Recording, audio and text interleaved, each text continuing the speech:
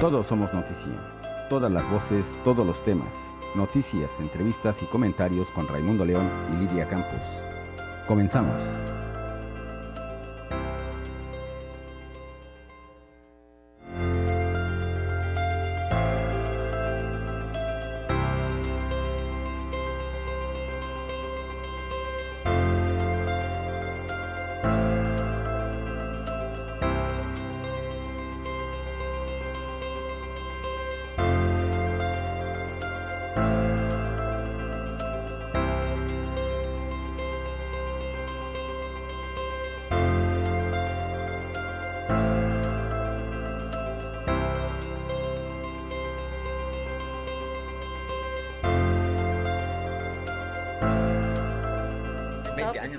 ¿Qué tal? Muy buen día, los saluda con el mismo gusto de siempre Lidia Campos, dándole la más cordial bienvenida a este su programa Todos Somos Noticia, que transmite todos los viernes a las 10 de la mañana por el 99.1 de FM, 1050 de AM, 108 de Megacable y por nuestras plataformas de Ejecutivos y Noticias. Saludo con mucho gusto a mi compañero de programa Raimundo León. Buenos días y bueno, saludando a nuestro auditorio desde Cabo San Lucas hasta Guerrero Negro y hasta donde alcance la señal del Instituto Estatal de Radio y Televisión. Y bien, el día de hoy como tema en este programa les tenemos los alcances de la reforma judicial en México, y para eso tenemos como invitada a la licenciada Rebeca Barrera Amador, abogada litigante y expresidenta del Instituto Estatal Electoral. Bienvenida, Rebeca, gracias por aceptar la invitación. Muchísimas gracias a ustedes, es un gusto acompañarlos y buenos días a todas y a todos. Bien, pues nos vamos con la primer pregunta y ahora sí que con peras y manzanas casi que nos expliques para que podamos entender mejor de qué trata esto. ¿Qué es el Poder Judicial y cuál es la estructura en la Federación y los estados sobre todo? Muchas gracias, Lidia. Pues sí, efectivamente hay que empezar desde cero, ¿no? Explicando cómo estamos conformados en nuestro país, en este tema de nuestra división de poderes. Como todas y todos, eso creo que sí ya es básico y eso forma parte de la educación cívica que recibimos desde la primaria hasta pues nuestras carreras profesionales, ¿no? Vivimos en un sistema democrático donde estamos integrados por tres poderes. Estos poderes pues son el ejecutivo, el legislativo y el judicial. Los dos poderes, que en este caso son el ejecutivo y el legislativo, mediante voto libre, secreto y directo, elegimos a las autoridades que son los que conforman este poder, o estos dos poderes, el ejecutivo y el legislativo, y mediante una reforma propuesta por el presidente de la República se propuso en los meses pasados que se hiciera un cambio a lo que es el Poder Judicial. Es decir, cómo se van a elegir a las personas que integran este poder, ¿no? Y en relación a esto, contesto tu pregunta. El Poder Judicial está integrado obviamente por la Federación, es decir, quienes tienen competencia para la competencia federal, delitos federales señalados en los códigos federales y en general los juicios de amparo y todo lo que establezca el control de constitucionalidad, hasta donde las autoridades en cada entidad federativa podrán hacer revisiones a los procedimientos que surgen en los procesos de cada demanda o denuncia que nosotros presentemos, ¿no? Para hacerlo más sencillo, es decir, el Poder Judicial está integrado por la Federación y está integrado por los estados. En relación a la Federación, pues todos sabemos que conocemos a lo que es la Suprema Corte de Justicia de la Nación, lo que es el Consejo de la Judicatura. Esto no es un término que lo conozcamos todas y todos. A la Suprema Corte de Justicia sí. ¿Por qué? Porque ahí se han atendido temas muy debatibles a nivel nacional, como es el aborto, como es pues los derechos de las personas de la comunidad LGBTQI+, que es el matrimonio igualitario, como es temas que tienen que ver con el cambio de género en las actas de nacimiento, o todo lo más sustancial que nos compete a nosotros como ciudadanos, lo atienden en la Suprema Corte de Justicia de la Nación, ¿no? Esta Suprema Corte está integrada por ministras y ministros, que viene siendo el último rango en materia jurídica, es decir, el cargo más alto a nivel nacional, ¿no? Y pues también para atender los temas del ámbito federal están distribuidos las competencias en circuitos, es decir, la República Mexicana, los 32 estados de la República se dividen por circuitos para atender competencias. Baja California Sur tiene sus circuitos, Sonora, Sinaloa y demás. ¿Quién distribuye estos circuitos? Pues los distribuye lo que es el Consejo de la Judicatura, es decir, a qué estado le compete cuál circuito y qué competencias y demás, ¿no? Y cada circuito está integrado por tribunales colegiados y juzgados de distrito y también tribunales de apelación. En relación a ello es que pues se empiezan a atender los diversos temas ya de manera en la instancia local, ¿no? Yo tengo un problema personal, es decir, la autoridad de manera arbitraria me quitó una propiedad. ¿Por qué? Porque según había habido un procedimiento, pero a mí nunca me notificaron y entonces llega la autoridad local, me quita mi bien. ¿A dónde acudo? Al juez de distrito mediante un juicio de amparo.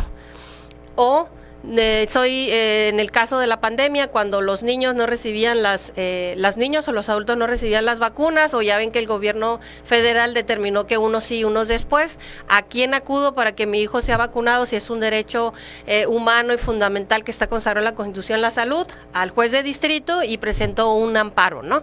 Es decir, la primera autoridad del Poder Judicial Federal para atender todo lo que me consagra a mí por violación de derechos humanos, lo atienden el juez de distrito y lo revisan los colegiados a través de las quejas o las revisiones y también pues en apelación.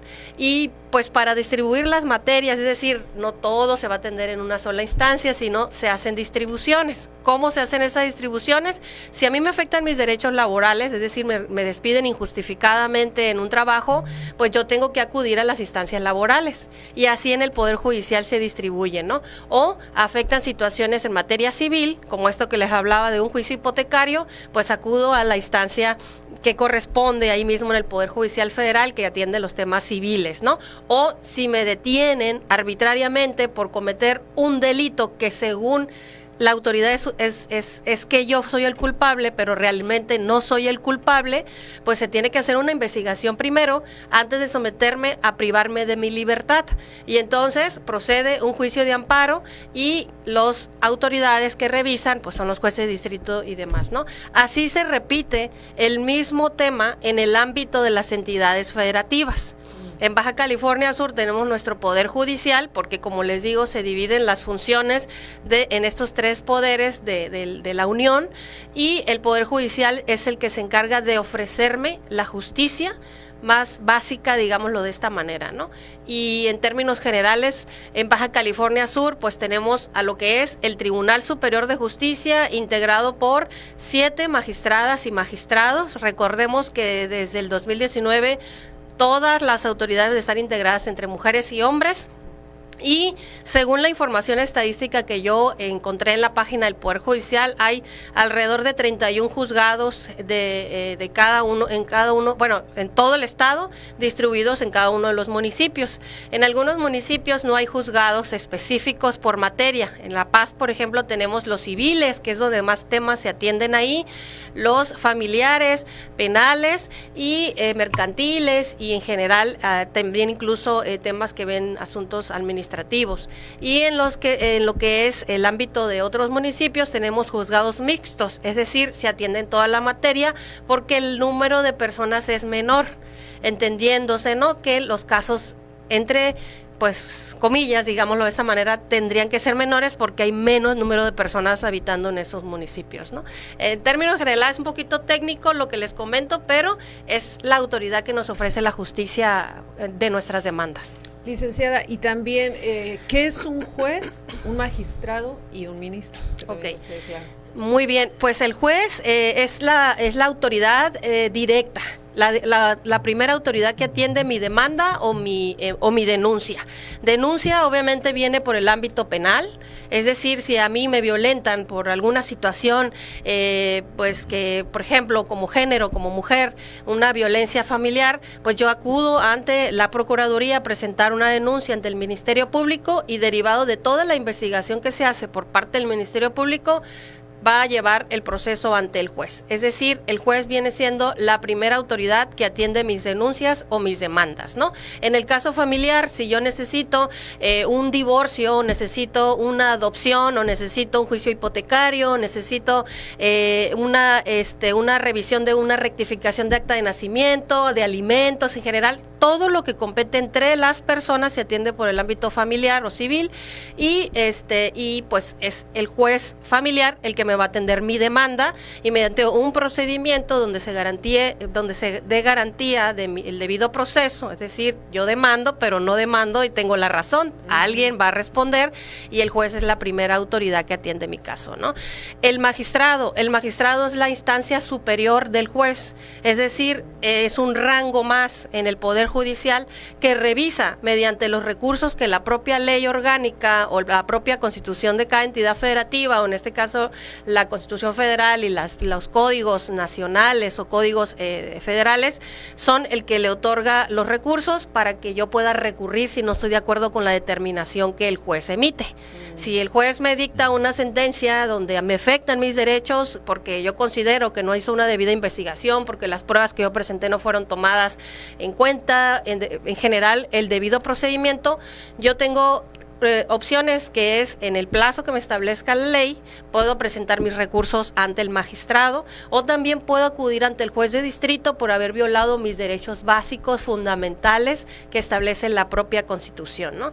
Y los ministros, como les decía, son la última instancia que atiende los casos a nivel nacional, pero para llegar a un ministro tiene que ver tu caso en asuntos trascendentales, es decir, socialmente de impacto. Por ejemplo, este tema del aborto que yo les decía, empezaron a verse casos en las entidades federativas porque una mujer que decidía abortar era condenada por cometer un delito considerado así, y se hicieron movimientos sociales para exigir que se modificara la propia ley, y entonces la Corte tuvo que pronunciarse a nivel nacional y a través de sus determinaciones se empezaron a crear sentencias o criterios relevantes y en las entidades federativas se vieron obligados a reformar las leyes para que cambiaran, ¿no? Es decir, son tramos de competencias, mi primera instancia juez, mi segunda instancia magistrados y mi última instancia ministros.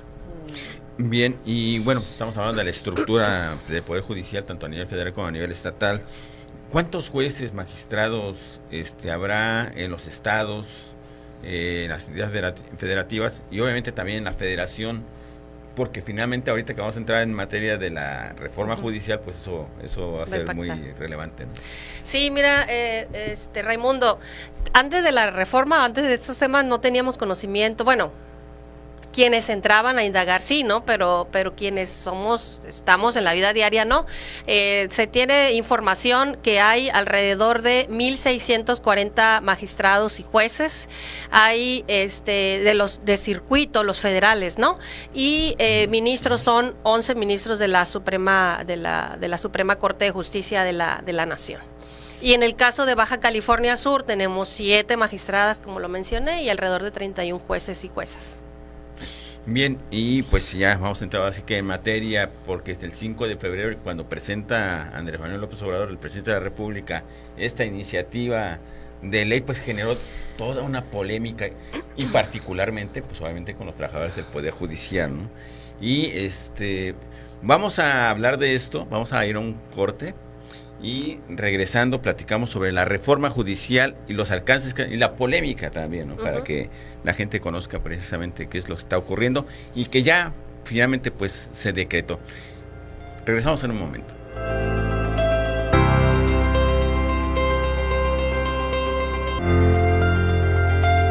Todos somos noticia, todos tenemos una historia que contar. Participa, en un momento regresamos. En la pantalla y al aire, 40 de conexión, 30 años de emociones. Canal 8 y la radio de Subcalifornia, las señales que nos unen.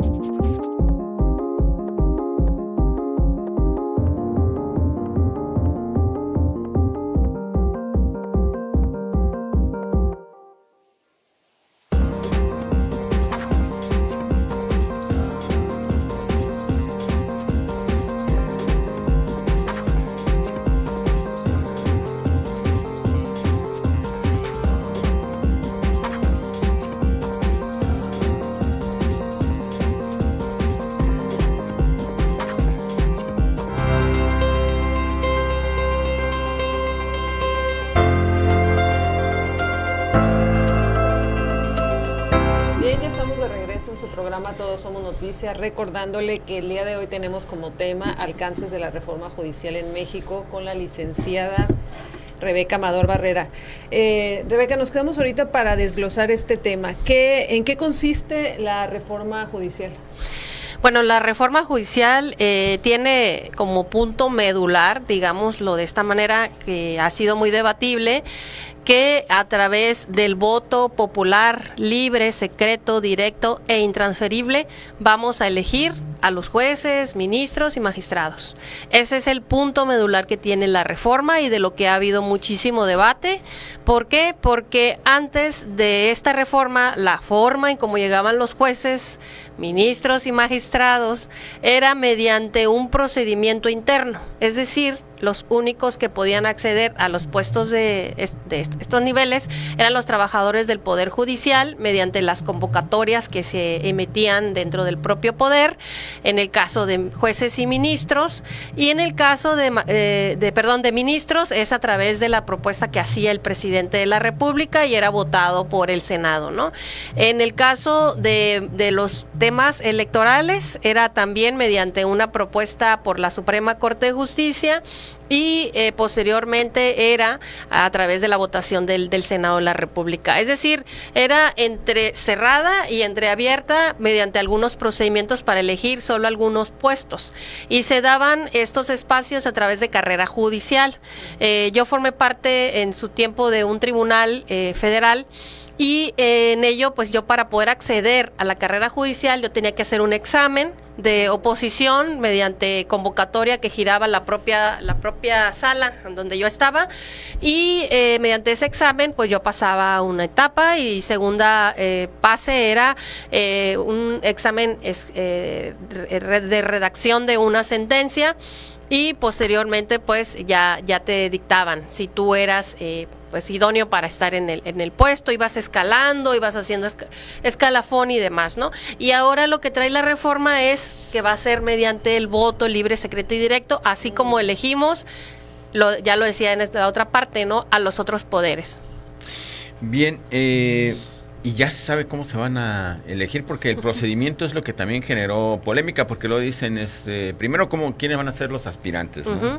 Quiénes van a ser los candidatos y la gente, nosotros, cómo vamos a poder votar, porque pues es una situación inédita en el país. Es ¿no? inédito. Nunca se ha dado, y no sé si sea única en el mundo. Así es, sí es única en el mundo, Raimundo.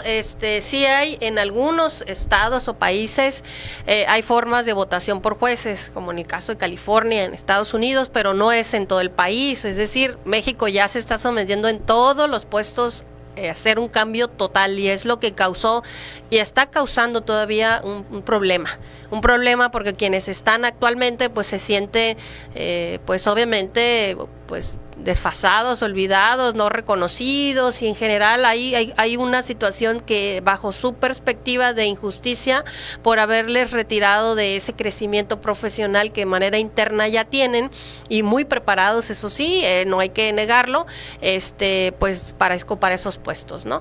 Pero sí, en México es el primer país en el mundo de esta forma. ¿Y cómo se van a elegir? ¿Cuáles van a ser primero? ¿Cuáles van a ser después? Pues del total que yo mencionaba hace un momento, se van, en el caso de los magistrados y jueces, se va a emitir un listado por parte del Consejo de la Judicatura a nivel nacional.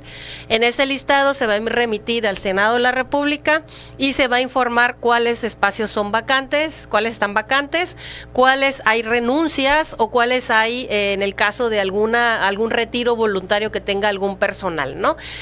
Van a anotar esa información en ese documento que se remitirá y el Senado obviamente va a considerar todos esos espacios y el resto para completar la mitad, que son los primeros que se van a someter a elecciones en el mes de junio del 2025, el primer domingo, es que se va a elegir la mitad y, por ejemplo, de los que si tienen 300 vacantes, 500 son las que se van obviamente a sortear.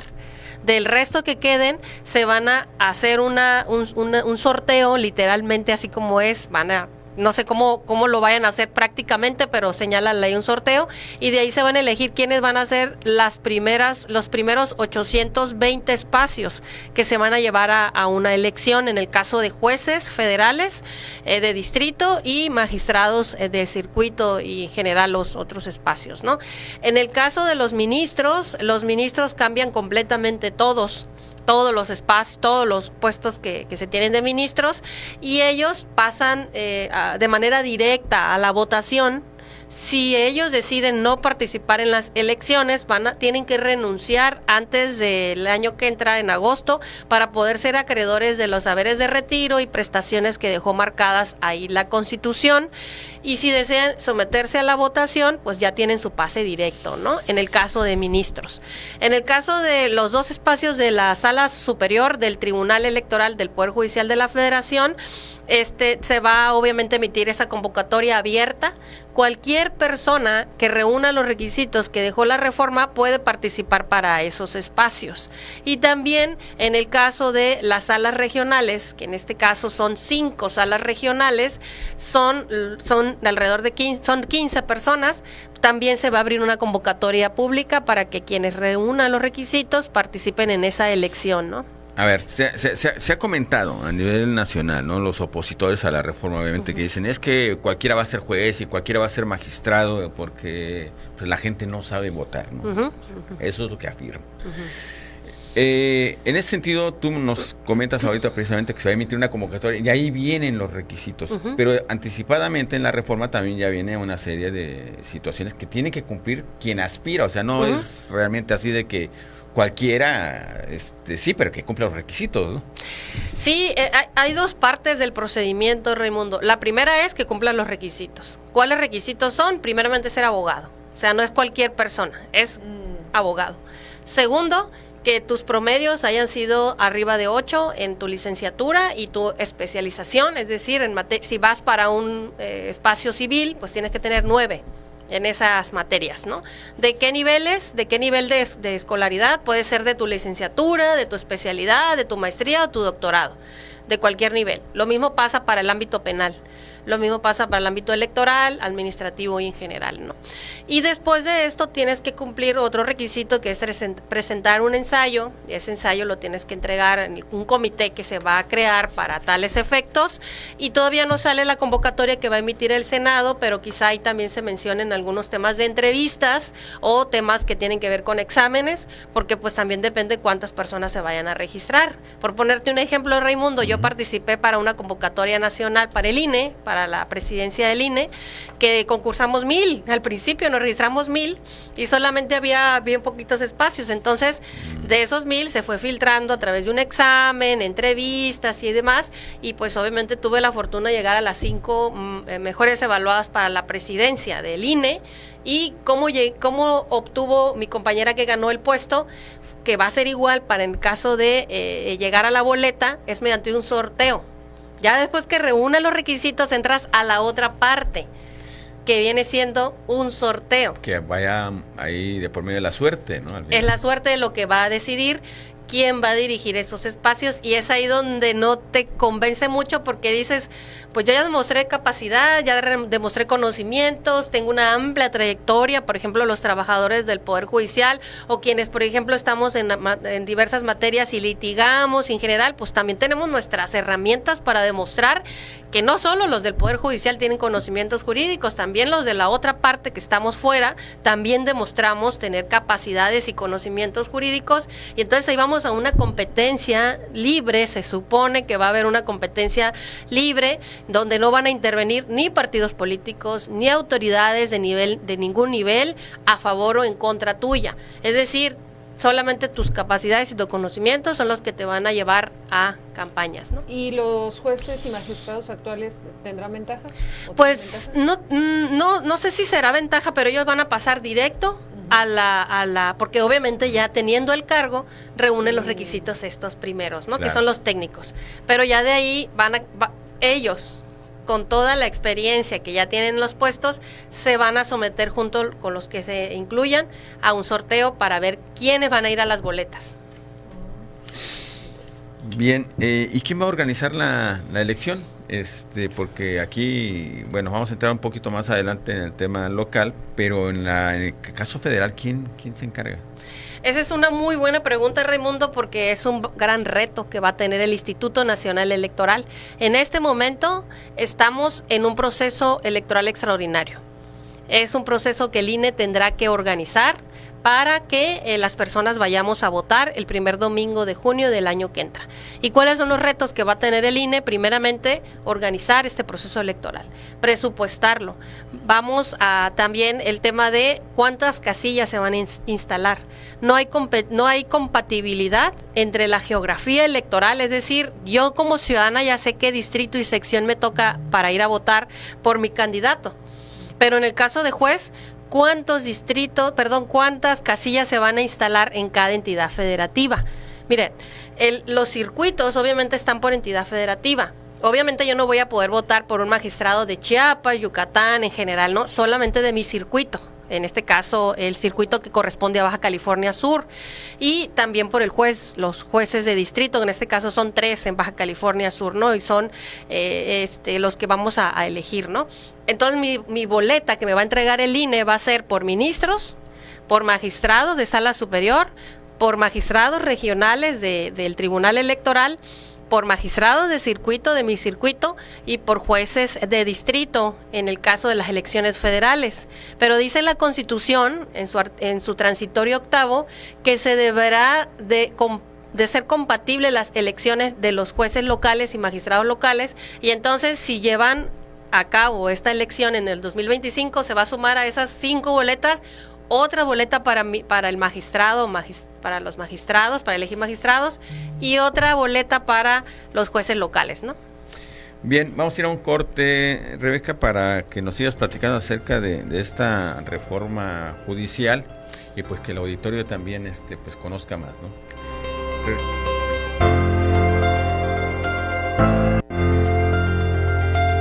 Todos somos noticia, todos tenemos una historia que contar. Participa, en un momento regresamos. En la pantalla y al aire, 40 de conexión, 30 años de emociones. Canal 8 y la radio de Subcalifornia, las señales que nos unen.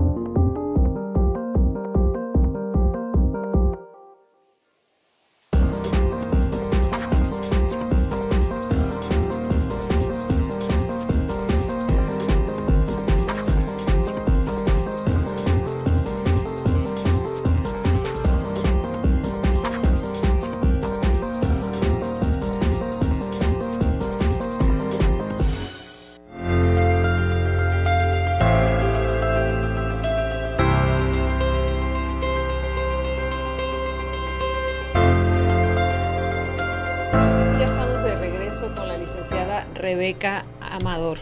Licenciada, hablábamos ahorita de que las elecciones serán el 1 de junio del 2025. ¿Esta elección federal y estatal va a ser el mismo día?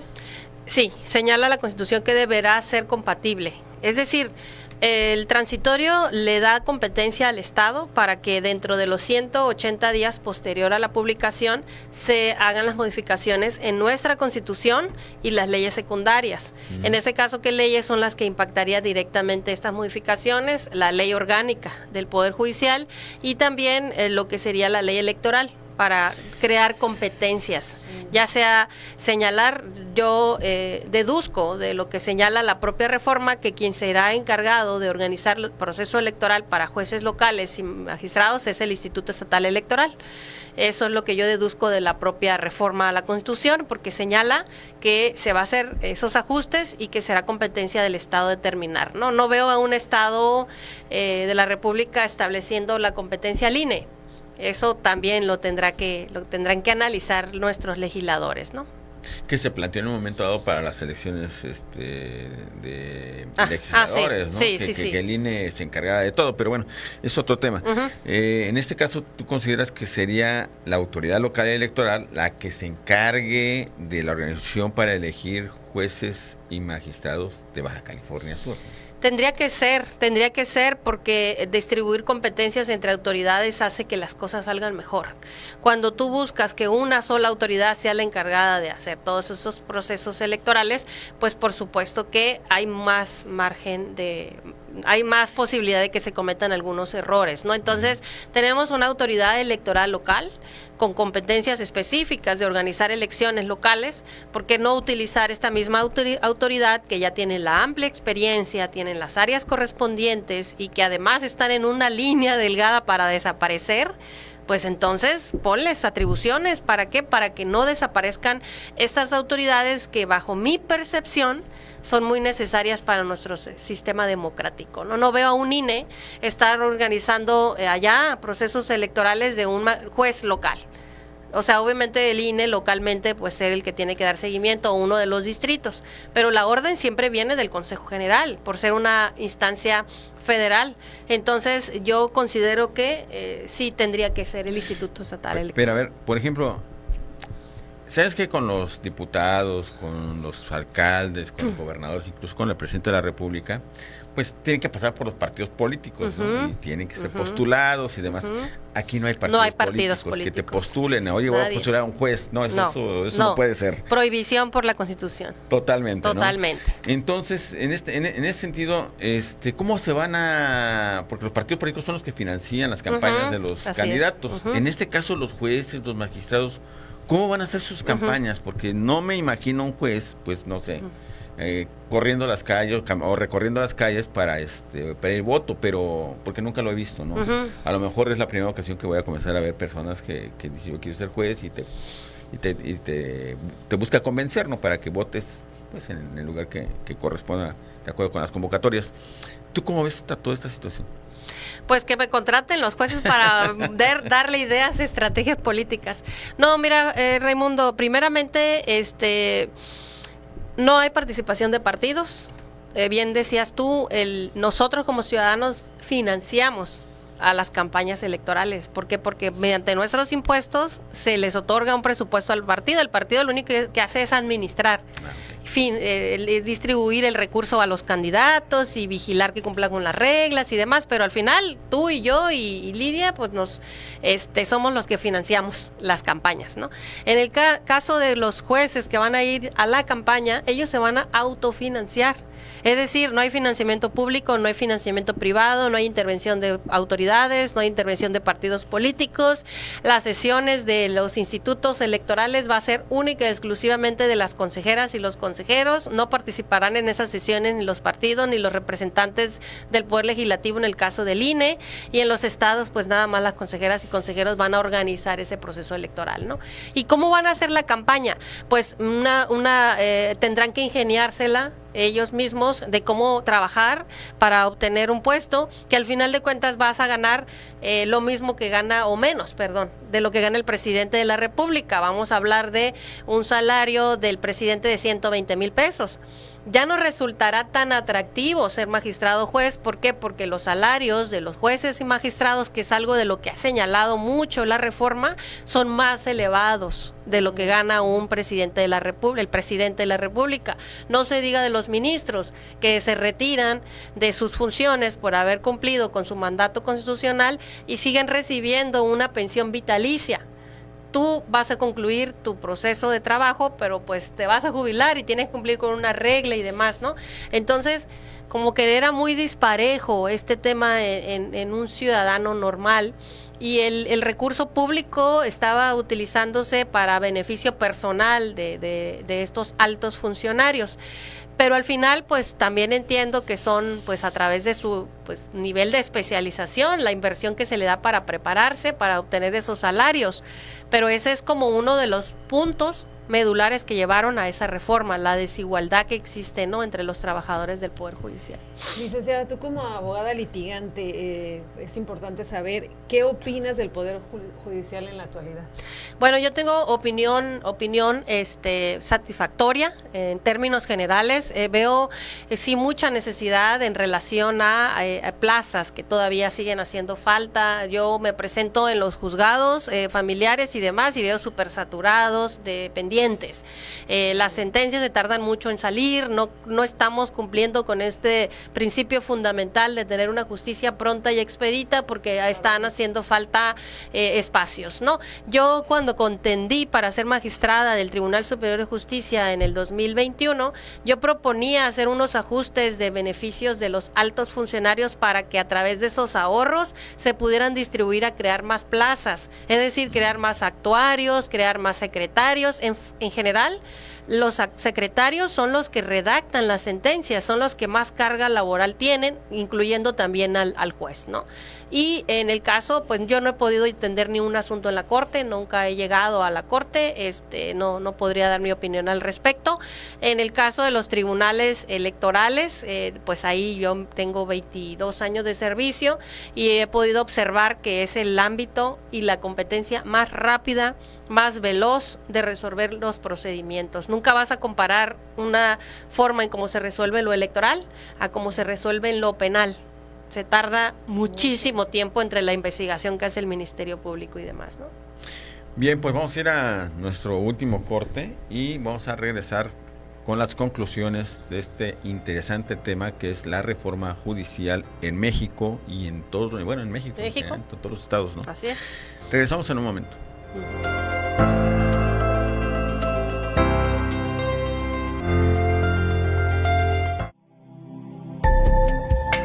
En la pantalla y al aire, 40 de conexión, 30 años de emociones, Canal 8 y la radio de Subcalifornia, las señales que nos unen.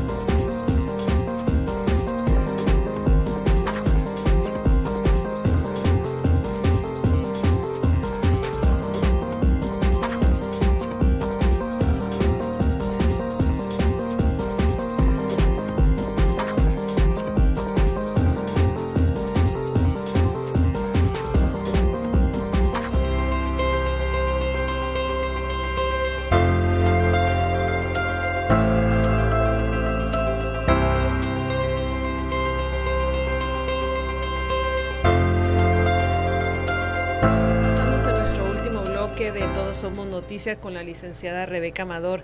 Hablábamos ahorita en la pausa, ¿qué va a pasar con estos buenos jueces que sean malos candidatos? Uh-huh. Pues yo creo que no va a pasar nada, ¿no? ¿Por qué? Porque una persona que sabe hacer su trabajo va a saber también platicarla, explicarla, comentarla ante la sociedad. Creo que una de las situaciones que va a hacer la diferencia en este proceso electoral es que va a haber más transparencia. Creo que las sentencias bien hechas, bien fundamentadas y que han tenido un gran impacto social, tienen que ser comentadas y tienen que ser platicadas por quien las hizo. No es presumir un trabajo, es simple y sencillamente informar ante la sociedad el trabajo que cada uno hace, ¿no? Entonces, yo considero que un buen juez pues va a tener la posibilidad o la forma de organizarse para poder hacer una buena campaña, ¿no? Va a ser campaña. Bien, nada para precisar, ¿cuándo vamos a tener ya candidatos a nivel federal, a nivel estatal? Porque a nivel estatal todavía tienen que reformar la constitución local y la legislación que esté relacionada con el Poder Judicial. Y obviamente no sé cuánto tiempo vayan a tener para hacer su campaña, y pues ya nos dijiste que en junio va a ser la elección, tanto federales como los locales. Sí, mira, primeramente, Raimundo, ahorita no está prohibido, digamos, también hacer actividades de pre-campaña, es decir, no se pueden adelantar los que están ahorita en las posiciones, salir a hacer su campaña, no pueden, ¿no? Está prohibido también, ellos caerían en una infracción, y ahí, pues, quienes conocemos el derecho electoral, pues podemos ver que se le pueden presentar quejas y tumbar una candidatura. Entonces también todas esas cosas las deben de saber las que están ahorita en funciones y que buscarán en una elección ser elegidos. Segundo, ellos se tienen que dedicar a hacer su trabajo, ¿no? Sus funciones normales. Segundo, ¿cuándo vamos a tener nombres? En el caso de los federales, el 12 de febrero del año que entra ya se van a tener los nombres de quiénes son los que van a ir a la boleta.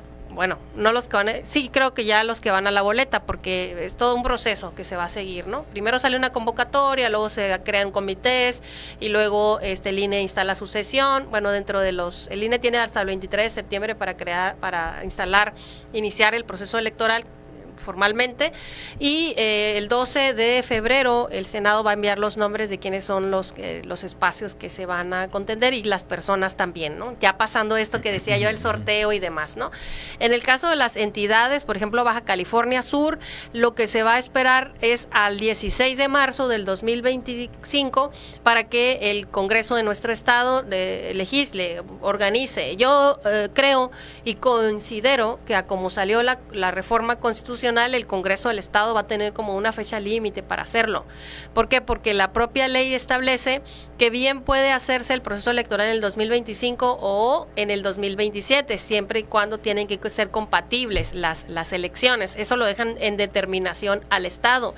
Pero pasaría algo muy grave para nuestra entidad, Raimundo y Livia, que si llevan solo una elección en la del 2027, a toda la totalidad de los 31 jueces y juezas y toda la totalidad de las magistradas y los magistrados, ¿dónde quedaría la experiencia que comúnmente se necesita en el Poder Judicial para hacer cambios rotativos, es decir, paulatinos, pues ir adquiriendo estas personas? Es decir, sacarías a todos, porque tampoco tienen los que están la garantía de que van a ser elegidos por el ciudadano. En una elección nadie sabe si va a lograrla o no. Entonces, yo considero que tendrían que analizarse la posibilidad de a la mitad hacerla en 2025 y el resto hacerlo en el 2027 en la entidad. O si se decide hacer toda la elección en el 2027, estaríamos hablando de esto que comento, ¿no? De una situación de todos salen y entran nuevos y hace una renovación de todo, ¿no? Entonces sí es un poco de descontrol de un tema pues tan delicado, así como lo es los otros temas de los otros poderes, pero en el caso de la justicia, pues no se puede detener. Estamos sufriendo ahorita, ¿no? Nos quedan 5 minutos, licenciada. También es importante saber cuánto tiempo ocupa el cargo un juez y cuánto tiempo un magistrado. Ok, en el caso de los jueces van a ser 9 años los que se van dependen, en esta elección van a ser menores los puestos porque se tienen que compaginar, digamos, ¿no? Los ministros van a ser, ya reduce de 11, van a ser 9, y pues sus años también de 15 años también se reducen, ¿no? En el caso de los del Estado, los magistrados del Estado durarán 9 años con posibilidad de estarse reeligiendo una vez que concluyan esos 9 años. Eso es la ventaja, digamos, ¿no? Y en el caso de los jueces locales, pues ahí todavía no tenemos el tiempo, porque obviamente tendremos que esperar la reforma a la Constitución, pero entendería yo que el mínimo son 6 años, y ahí el Estado y los diputados son los que van a determinar cuántos años van a durar. Pero lo importante es que se pueden estar reeligiendo. Depende del trabajo que hagan, pues se pueden estar reeligiendo, ¿no? ¿Algo más que quieras agregar?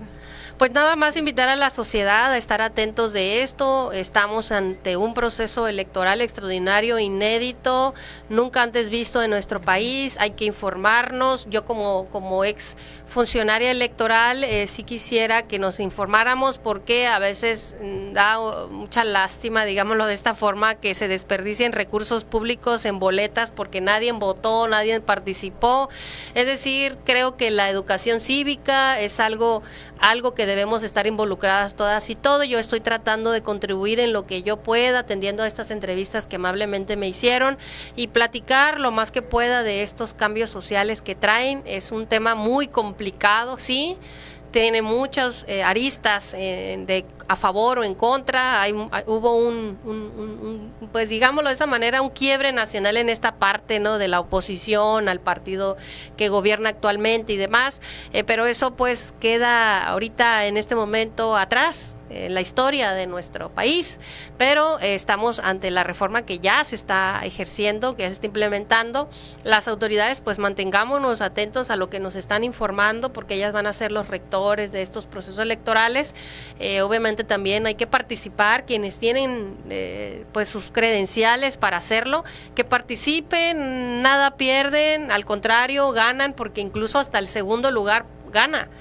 Es decir, si el primero llega al puesto, y el renuncia o por alguna situación sale del puesto, el que quede en segundo lugar es el que ocupa ese lugar. Entonces, yo invito a que participemos. Muy bien. Gracias. Pues agradecerles la presencia aquí en este programa de Todos Somos Noticia con la licenciada Rebeca Barrera Amador. Y pues a estar informándonos precisamente de todo este proceso electoral para elegir jueces, magistrados y ministros la mitad del próximo año. Nos vemos el próximo viernes. Hasta la próxima. Pásala bonito.